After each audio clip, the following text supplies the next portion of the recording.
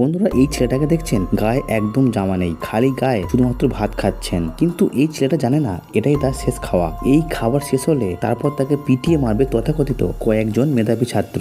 বাংলাদেশের মানুষের কি একটুও বিবেক নেই যে চোর সন্দেহে একজনকে পিটিয়ে মারলো, আর যখনই বা মারবি তখনই বা তোরা পেট ভরে ভাত খাওয়ালি কেন? এর নাম মোফাজ্জল। বাংলাদেশের পূর্ব পাথরঘাটা সন্তান এই মোফাজ্জল।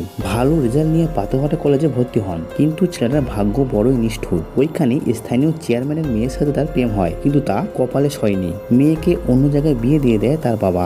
1 মাসের মধ্যে বিধাতাও তার মা বাবাকে পৃথিবী থেকে বিদায় দিয়ে দেয়। একসাথে এতগুলো শোক সে নিতে পারেনি। শোকে কষ্ট সে পাগল হয়ে বেড়ায়। এক বড় ভাই ছিলেন, তিনি ছিলেন পুলিশের এসআই, এবং তার ভাই ছিল তার শেষ অভিভাবক। কিন্তু এক মরণে সে তাকেও তুলে নেয়। শুধুমাত্র পড়ে থাকে এই কপাল পোড়া এই পাগলাটা। পাগল হয়ে স্কুলগুলোতে বাজারে ঘুরে বেড়াতো। সেই রকমই ঘুরতে ঘুরতে ঢাকা বিশ্ববিদ্যালয়ে আসে সে, এবং তাকে চোর সন্দেহে গেস্ট রুমে এনে জিজ্ঞাসাবাদ করা হয়। এরপর তাকে ক্যান্টিনে পেট ভর্তি করে খাইয়ে এই নিষ্পাপ ভারসাম্যহীন ছেলেটাকে কষ্ট দিয়ে পিটিয়ে মারে। এটা কি মনে ঠিক করলো? তা আমাদের কমেন্ট করে জানাতে অবশ্যই ভুলবেন না। ধন্যবাদ।